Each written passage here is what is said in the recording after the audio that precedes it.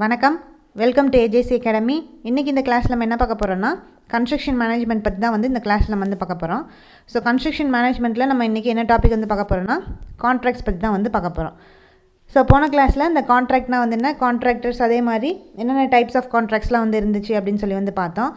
So இந்த கிளாஸில் இந்த கான்ட்ராக்ட்ஸில் என்னென்ன கண்டிஷன்ஸ் எப்படிலாம் கான்ட்ராக்ட் சைன் பண்ணும்போது என்னென்ன கண்டிஷன்ஸ்லாம் இருக்கும், அதே மாதிரி அது கான்ட்ராக்ட் டாக்குமெண்ட்ஸ்னால் என்ன அப்படின்றது தான் இந்த கிளாஸில் நம்ம பார்க்க போகிறோம். ஸோ கிளாஸ்க்கு போகலாம். ஃபஸ்ட்டு இந்த கண்டிஷன்ஸ் ஆஃப் கான்ட்ராக்ட்ஸ். ஸோ அப்போ இந்த என்னென்ன கண்டிஷன்ஸ்லாம் இருக்கும், இந்த கான்ட்ராக்ட் நம்ம போகும்போது என்னென்ன கண்டிஷன்ஸ்லாம் ப்ரெசென்ட் ஆகிருக்கும் அப்படின்றத பார்த்தோம்னா, ஸோ அந்த ஒர்க்கோட ஒவ்வொரு ஐட்டத்தோட ரேட் அதை ஒர்க் அவுட் பண்ணணும். அதே மாதிரி அதில் பார்த்தோன்னா அந்த material, labour, transport, plant or equipments, மற்ற அரேஞ்ச்மெண்ட்ஸு, இது எல்லாமே அந்த கான்ட்ராக்டில் ப்ரெசென்ட் ஆகிருக்கணும். ஸோ இந்த ஒர்க்கை கம்ப்ளீட் பண்ணி முடிக்கிறதுக்கு இத்தனை ஐட்டம்ஸ் எல்லாமே, ஸோ இத்தனை விஷயங்கள் அந்த கான்ட்ராக்ட்ஸ் ப்ரெசென்ட் ஆகிருக்கணும். அந்த ஒர்க்குக்கு தேவையான ஒவ்வொரு ஐட்டத்தோட ரேட் இருக்கணும், மெட்டீரியல்ஸ் இருக்கணும், எவ்வளோ காஸ்ட் அப்படின்னு சொல்லி, labour cost, transportation cost, equipments cost, இது வேறு ஏதாவது இன்னும் சில விஷயங்கள் மிஸ்லேனியஸ் இருந்துச்சுன்னா அதோட காஸ்ட் எல்லாத்தையும் அந்த ஒர்க் ஃபுல்லாக கம்ப்ளீட் ஆகிறதுக்கு டோட்டல் ப்ரைஸ் எவ்வளோ, காஸ்ட் எவ்வளோ அப்படின்றத இந்த கான்ட்ராக்டில் ப்ரெசென்ட் ஆகிருக்கணும். அடுத்து பார்த்தோன்னா, ஸோ அந்த கான்ட்ராக்ட் போகும்போது ஒரு money security money or earnest money, அந்த மணி என்னென்னா டெபாசிட் பண்ண சொல்லுவாங்க. ஸோ ஒரு certain amount of money security மணியாக டெபாசிட் பண்ணி சொல்லியிருப்பாங்க இந்த கான்ட்ராக்ட் நம்ம போகும்போது. ஸோ அதே மாதிரி இந்த கான்ட்ராக்டர் எந்த மோட் ஆஃப் பேமெண்ட், ஸோ அவங்களோட ரன்னிங் பேமெண்ட்டாக இருந்தாலும் சரி, ஃபைனல் பேமெண்ட்டாக இருந்தாலும் சரி, இல்லைனாட்டி ஏதாவது ஒரு செக்யூரிட்டி மணி, இந்த செக்யூரிட்டி முன்னாடி செக்யூரிட்டி மணி பே பண்ணியிருப்பாங்கல்ல, ஸோ அந்த மணியை ரீஃபண்ட் பண்ணுறதா இருக்கட்டும், எந்த மாதிரி மணி ட்ரான்சாக்ஷன் பண்ணுறது, இந்த கான்ட்ராக்ட் எந்த மோட் ஆஃப் பேமெண்ட்டில் பண்ணுறாங்க, ஒன்று ஆன்லைனில் பண்ணுறாங்களா இல்லை ஆஃப்லைனில் பண்ணுறாங்களா அப்படின்ற அந்த மோட் ஆஃப் பேமெண்ட் கரெக்டாக ப்ரெசென்ட் ஆகிருக்கணும். ஸோ அது பேஸ் பண்ணி தான் எல்லா பேமெண்ட்டும் கொடுப்பாங்க.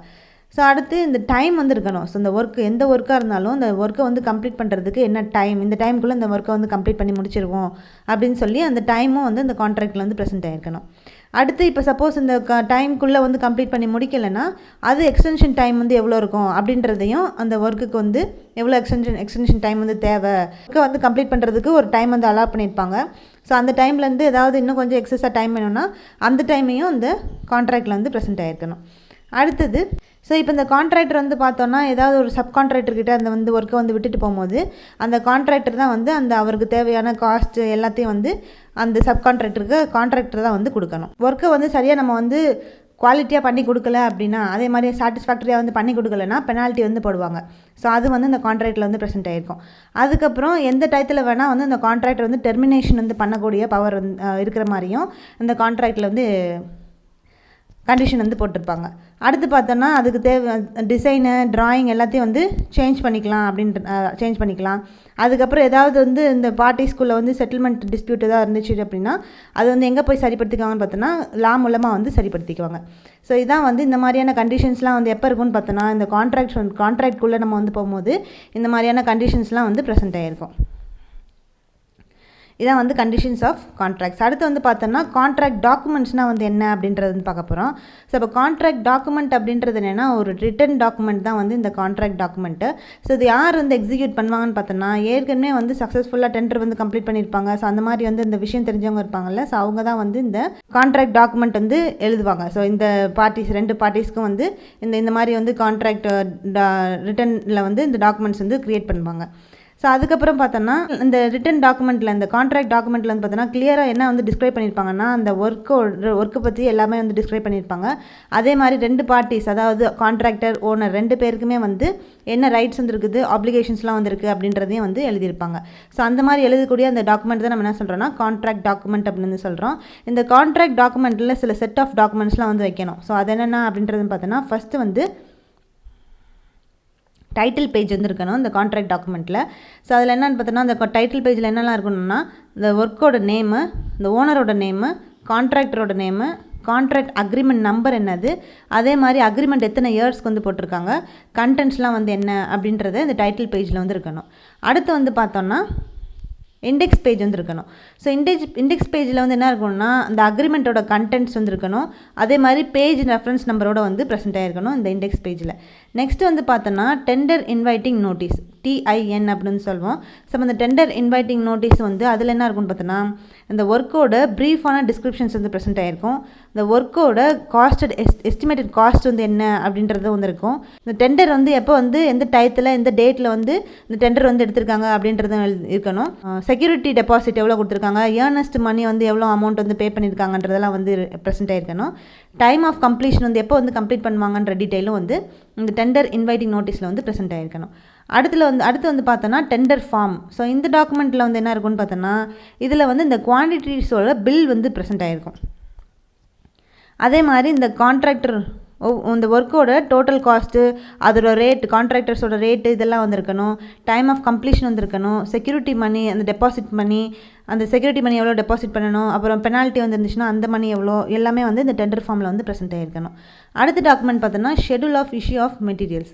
So schedule of issue of materials அப்படின்றது என்னென்னா இந்த டாக்குமெண்ட்டில் என்ன இருக்கும்னா ஸோ லிஸ்ட் ஆஃப் மெட்டீரியல்ஸ், என்னென்ன மெட்டீரியல்ஸ் வந்து தேவை அப்படின்ற அந்த லிஸ்ட்டு வந்து யார் வந்து இஷ்யூ பண்ணியிருப்பாங்கன்னு பார்த்தோன்னா டிபார்ட்மெண்ட் இல்லாட்டி ஓனர் வந்து ப்ரிப்பேர் பண்ணியிருப்பாங்க. ஸோ அது யார்கிட்ட கொடுப்பாங்கன்னு பார்த்தோன்னா கான்ட்ராக்டர்கிட்ட வந்து கொடுப்பாங்க அந்த ரேட்டோட.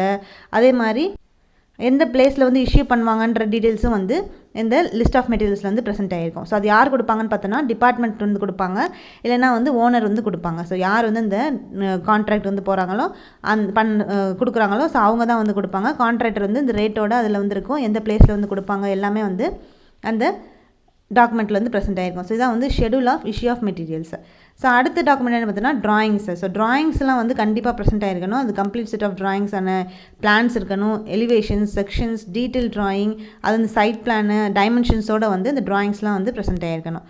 அடுத்து பார்த்தோன்னா ஸ்பெசிஃபிகேஷன்ஸும் வந்துருக்கணும். ஸோ ஸ்பெசிஃபிகேஷன்ஸ் வந்து பார்த்தோன்னா இந்த கான்ட்ராக்ட் டாக்குமெண்ட்டில் எப்போவுமே வந்து ஸ்பெசிஃபிகேஷன்ஸ் வந்து ப்ரெசென்ட் ஆகிருக்கும். ஸோ அதில் 2 ஸ்பெசிஃபிகேஷனாக வந்து பிரிச்சிருக்காங்க. ஒன்று வந்து ஜென்ரல் ஸ்பெசிஃபிகேஷன் அப்படின்னும், இன்னொன்று வந்து டீட்டெயில் ஸ்பெசிஃபிகேஷன் அப்படின்னு சொல்லி 2ஆக வந்து இந்த ஸ்பெசிஃபிகேஷன்ஸ் வந்து பிரிச்சிருக்காங்க. ஸோ அப்போ ஜென்ரல் ஸ்பெசிஃபிகேஷன் அப்படின்றது என்னென்னா இது வந்து எந்த டைப் ஆஃப் இந்த ஒர்க்கோட கிளாஸ் வந்து என்ன, அந்த கிளாஸ் வந்து ஸ்பெசிஃபை பண்ணியிருக்கணும். அதே மாதிரி என்ன டைப் ஆஃப் ஒர்க் அப்படின்றத ஸ்பெசிஃபை பண்ணியிருக்கணும். இந்த மெட்டீரியலோட குவாலிட்டியை சொல்லியிருக்கணும். இதெல்லாம் வந்து இந்த ஹோல் ஒர்க்குக்கு ஜென்ரலாக வந்து இந்த மாதிரி வந்து இந்த ஸ்பெசிஃபிகேஷன்ஸ் வந்து கொடுத்துருப்பாங்க. ஸோ அதான் வந்து ஜென்ரல் ஸ்பெசிஃபிகேஷன். அப்போ டீட்டெயில்டு ஸ்பெசிஃபிகேஷன் வந்து என்னென்னு பார்த்தோன்னா இந்த டீட்டெயில்டு ஸ்பெசிஃபிகேஷனில் ஒவ்வொரு ஐட்டம் ஆஃப் ஒர்க்குக்கும் அந்த ஒர்க்கில் வந்து ஒவ்வொரு ஐட்டத்துக்கும் வந்து டீட்டெயில்டாக வந்து டிஸ்கிரிப்ஷன் வந்து கொடுத்துருப்பாங்க.